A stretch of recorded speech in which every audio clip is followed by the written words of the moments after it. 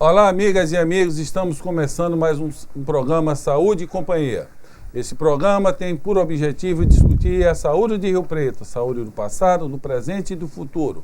Esse programa é apresentado por mim, Renato Silva, professor da Faculdade de Medicina de Rio Preto, chefe da Unidade de Transplante de Fígado do Hospital de Base, e pelo professor Domingo Marculino Braille.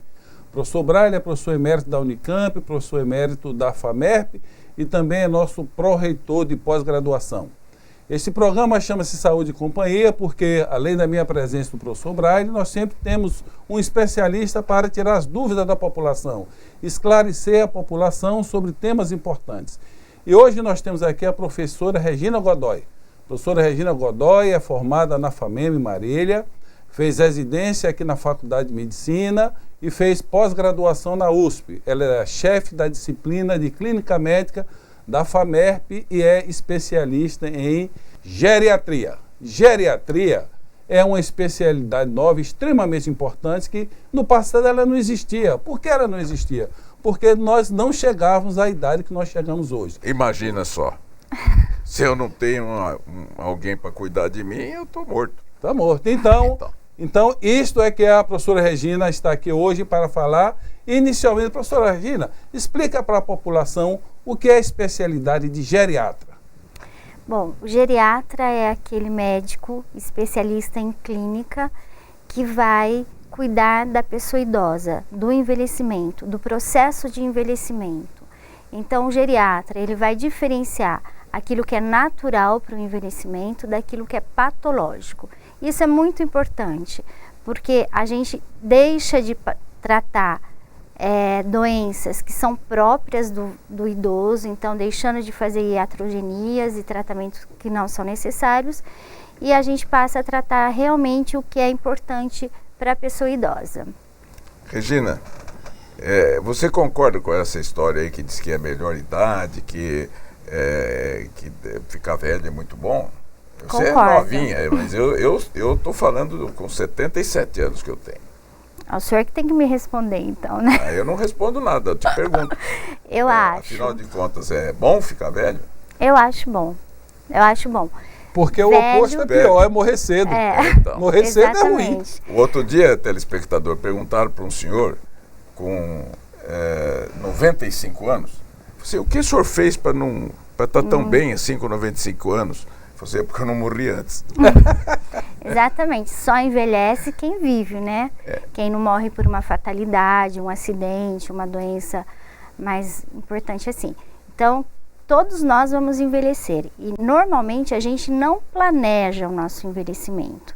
Ninguém planeja, quando eu envelhecer vou fazer tal coisa. A gente planeja em estudar, fazer uma faculdade, casar, ter filhos. Ninguém planeja uma aposentadoria. Então, os problemas... Eu aprendi isso aí. Ninguém consegue vender seguro de vida para uma pessoa de 20 anos de idade. Não vende. Claro. Só vende depois. Porque o indivíduo é imortal. Exatamente. Você falou uma coisa extremamente importante, que acho que é muito importante você frisar para a população. Ou seja, existem algumas características que faz parte do envelhecimento. E existem algumas características que sejam doença. Você poderia dar um exemplo assim, por exemplo, tem um amigo que ele disse que depois de 60 anos, quando você acordar sem dor, provavelmente você está do outro lado. Né? Então, nós temos algumas características do envelhecimento. Isso. Você poderia esclarecer isso? Seria aquela verdadeira idade do condor, né? Condor, isso. Como é a idade do condor, professor Braille? A idade do condor é que o indivíduo acorda com dor, mas a confusão com o pássaro, condor, né? Então, E dor em tudo quanto é lugar. eu tenho dor para todo lado, vocês não ficam brincando aí não, que dor é comigo mesmo. Então, algumas Aí, Regina, conserta a minha dor? Quero só. A gente controla, né? Algumas características do envelhecimento, né, que a gente pode ver. Na verdade, a gente tem um pico de crescimento que é em torno até 30 anos, né? Depois dos 30, a gente começa a entrar em decadência e é onde começa a aparecer doenças, né? Então, por exemplo, a memória é um exemplo bem legal para dar. A memória a gente tem, a partir de uma certa idade, a gente perde a capacidade de reter informações novas, tá? Então, Então, aguardar número de telefones que a gente guardava com facilidade. Então a gente vai perdendo. A gente só tem que diferenciar se essa perda de memória é uma coisa própria do envelhecimento ou se isso já é um sinal de demência, de uma síndrome demencial. Qual seria essa idade que fisiologicamente você começa a esquecer? Porque para mim, desde tem que idade, porque eu não gravo número nenhum. Na verdade, todo mundo esquece, né? Até jovem esquece. Só que quando o velho começa a esquecer, a gente começa a chamar ele de caduco. Então, assim, a partir dos 60, 65 anos, a gente começa a ter uma dificuldade de reter informações novas, né? Tem várias situações, né? Pode ser depressão, tá? Não precisa ser necessariamente a demência. Então, a gente tem que diferenciar isso. Dá para medir, doutora Regina? A gente tem testes neuropsicológicos que a gente aplica no paciente. Assim, o geriatra, ele usa várias tabelas, vários testes, né? Então, uma delas é o teste do Mini-Mental. A gente faz de rotina isso nos pacientes. O Mini-Mental, a gente testa a memória, tá? É um teste de triagem, na verdade, e o indivíduo, dependendo da escolaridade, da idade, ele tem que atingir um determinado ponto, um determinado corte. Daí a gente vai acompanhando isso ao longo do acompanhamento e a gente vai vendo. O que é mais difícil reter, doutora Regina? É mais difícil reter números, nomes? O que é mais difícil reter? Não, depende muito da escolaridade do paciente. Tá? A gente sabe que o paciente, a pessoa idosa que tem um grau maior de conhecimento, de escolaridade, cultura, ele tem uma reserva funcional muito maior, né? Então ele pode até ficar esquecido, mas ele vai demorar mais, a evolução vai ser maior. Um paciente já analfabeto, que não tem muita informação, que não tem uma carga, uma reserva funcional boa, ele vai ter maior problema em todas as funções cognitivas. Escuta, Regina, essa história assim que o indivíduo tem Alzheimer, isso aí tudo é verdade ou é pelo próprio envelhecimento? Isso é uma dúvida sempre, né, Renato? Sempre. O pessoal fala, não, está com Alzheimer, acho que eu estou com Alzheimer. Alzheimer não é uma doença definida? Professora Regina, eu vou pedir para essa resposta ficar próximo ao bloco, que é fundamental. O que nós, a população, chamava antigamente de caduco, hoje virou uma doença. Você precisa esclarecer isso para a nossa população. Vamos para um pequeno intervalo, por favor, não mude de canal.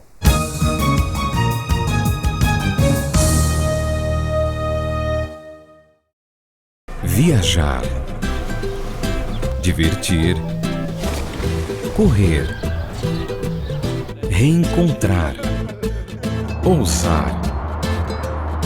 Aonde você for, viva o melhor da vida com a tranquilidade e proteção da Unimed Rio Preto. Faça seu plano e aproveite todas as vantagens que só a Unimed tem para você. Cuidar de você e de sua família, esse é o plano. Unimed Rio Preto. Todo sábado, a partir das 11 da manhã, você tem todas as informações do mercado automobilístico e também as novidades do mundo do automóvel aqui na TV Rio Preto. Não esqueça, todo sábado, a partir das 11 da manhã, Torque Total.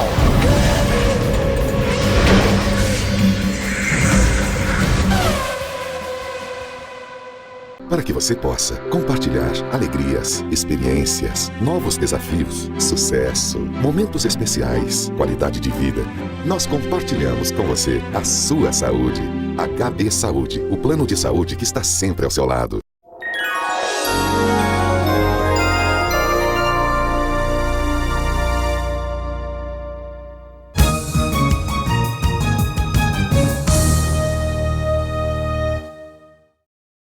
Olá, amigas e amigos, estamos voltando mais um bloco com o programa Saúde e Companhia, hoje com a prazerosa convivência aqui com a professora Regina. O professor Braille colocou no bloco anterior uma questão. Bem recentemente, as pessoas idosas ficavam com esquecimento, era chamada de caduca, esquecia, era fisiológico. Hoje apareceu uma doença, o Alzheimer. Por favor, professora Regina, explica aí qual a diferença de uma coisa e outra. Bom, a esclerose e a caduquice anterior é um termo popular da doença chamada doença de Alzheimer. Alzheimer foi um neuropatologista alemão que descobriu a doença em 1909, então mais de 100 anos de diagnóstico.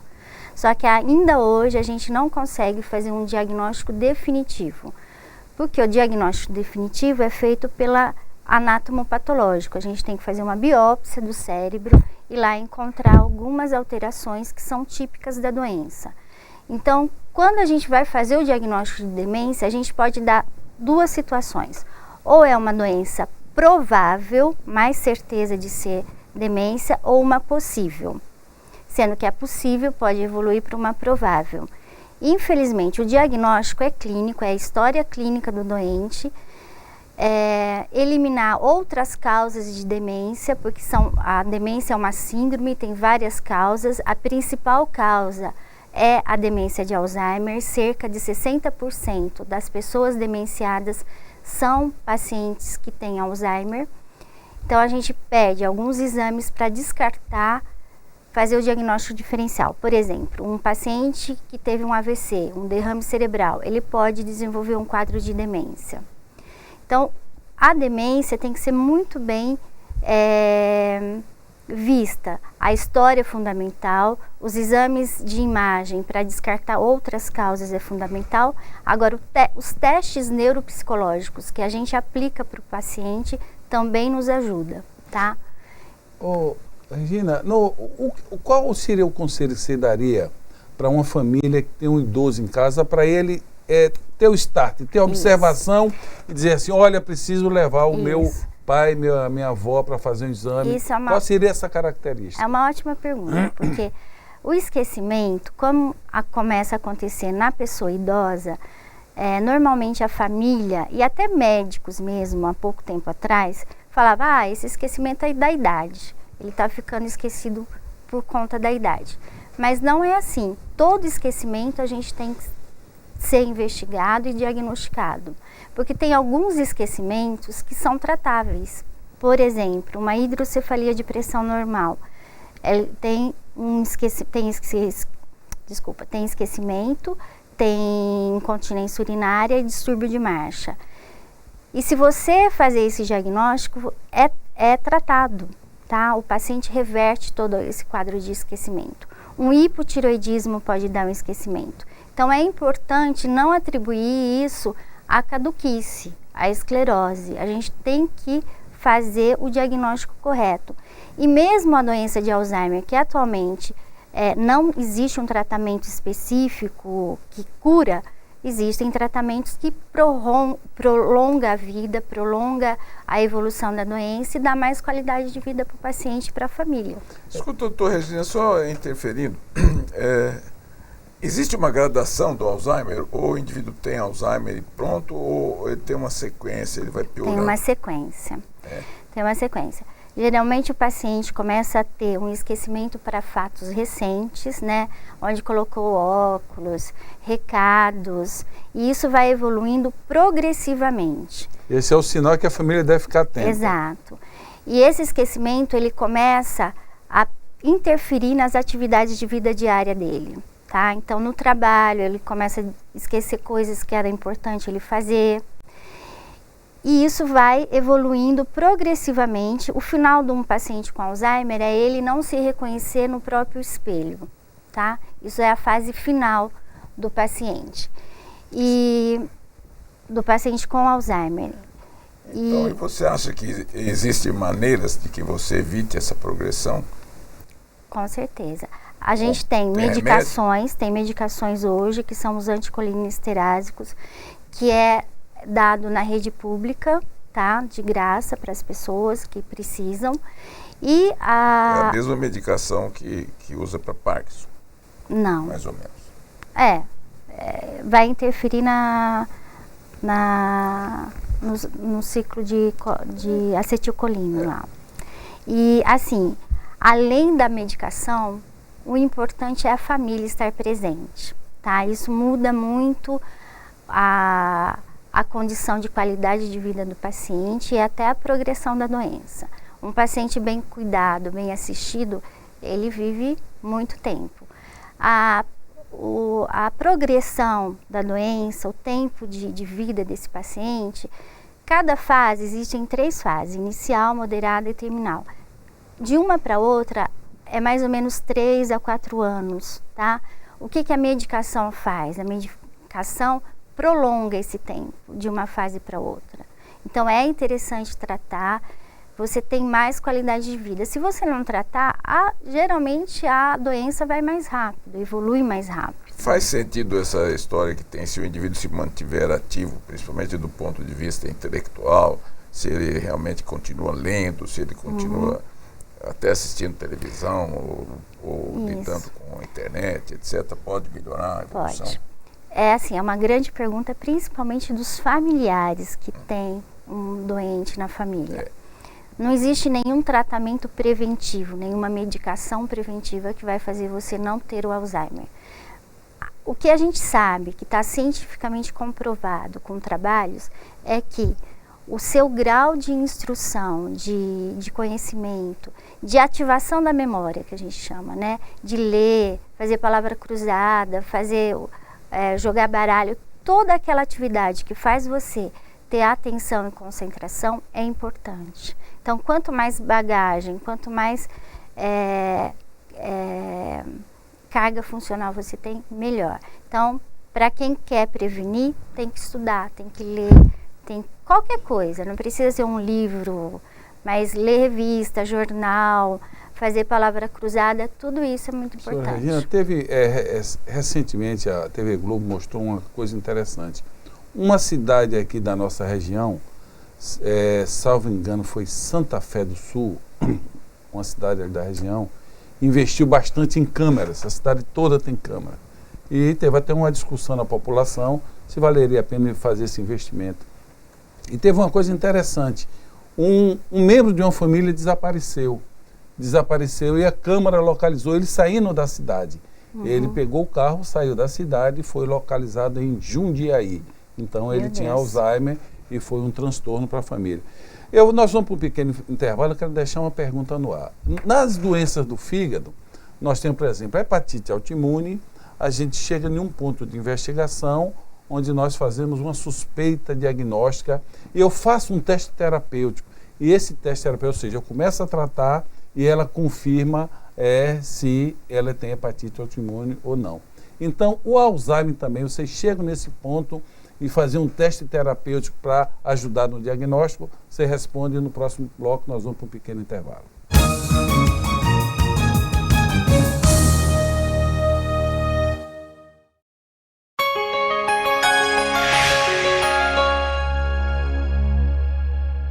Viajar, divertir, correr, reencontrar, ousar. Aonde você for, viva o melhor da vida com a tranquilidade e proteção da Unimed Rio Preto. Faça seu plano e aproveite todas as vantagens que só a Unimed tem para você.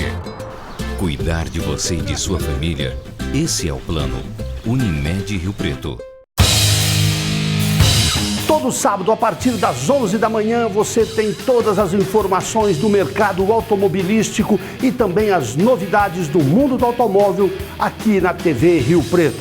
Não esqueça, todo sábado, a partir das 11 da manhã, Torque Total.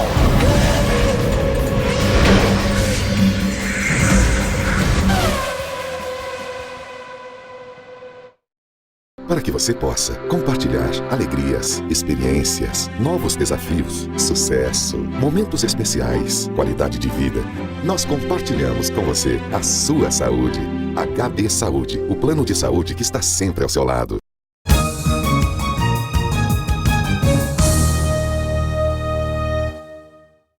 Olá, amigas e amigos, estamos voltando com o programa Saúde e Companhia e no bloco anterior ficou uma questão para a professora Regina.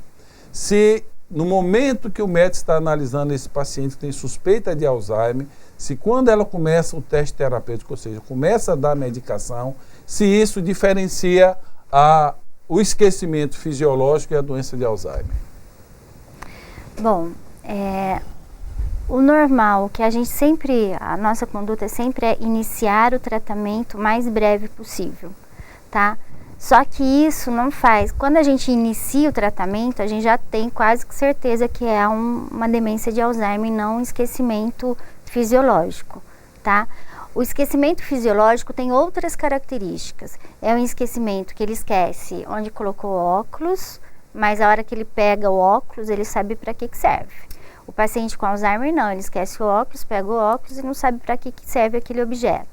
Então, quando a gente começa a tratar, a gente já tem quase certeza que é um quadro de demência e que vai evoluir. É mais ou menos um indivíduo que não sabe voltar para casa. Isso, também, né? Exato. Isso é uma das características fortes, né? Você solta ele na rua, ele não sabe voltar. A gente sempre aconselha a família colocar uma etiqueta, uma pulseirinha com o endereço, porque se perder na rua é uma coisa muito frequente.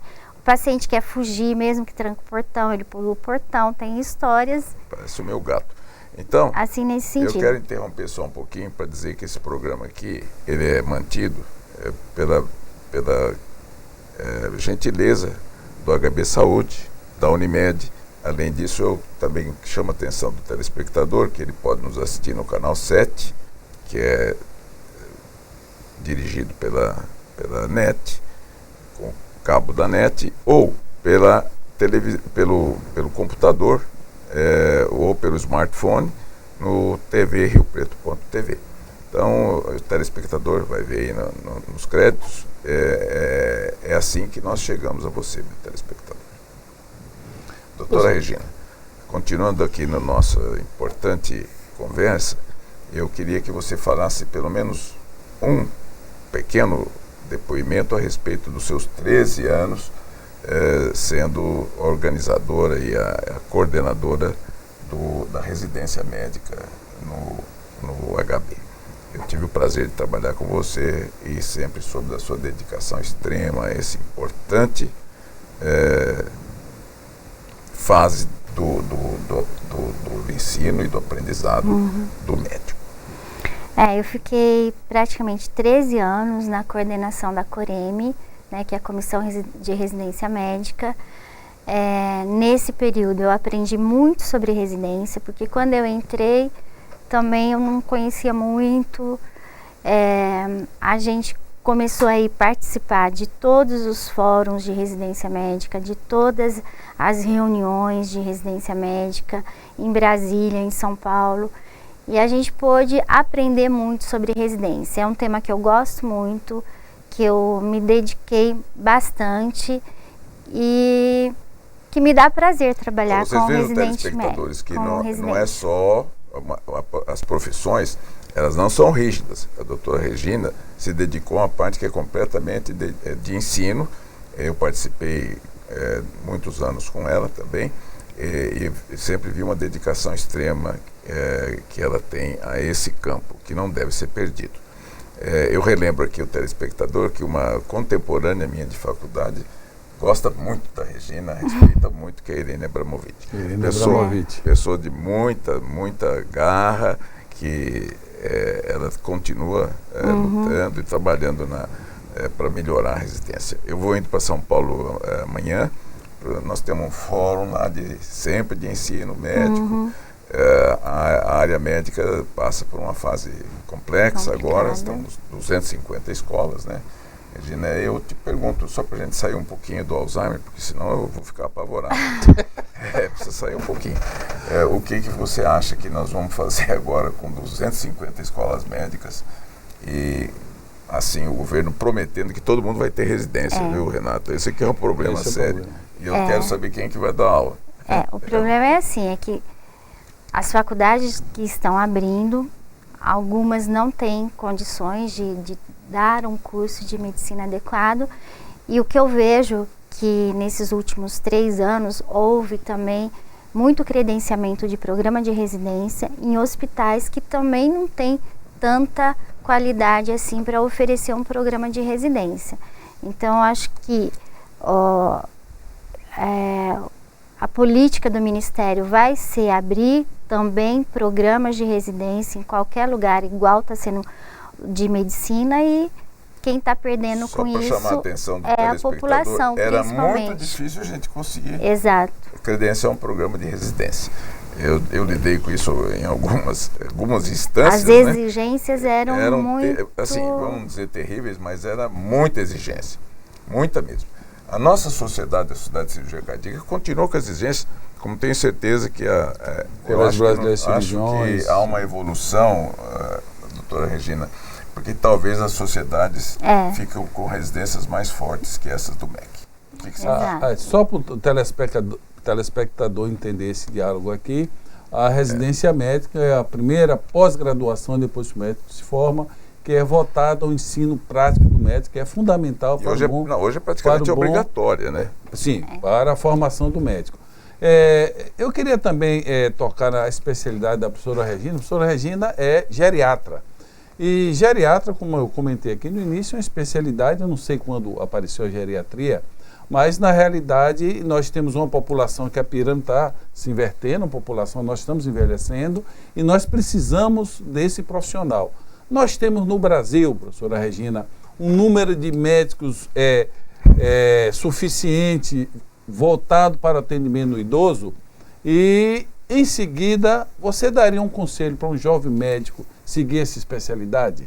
Eu acho assim, que a geriatria vai estar em todas as especialidades.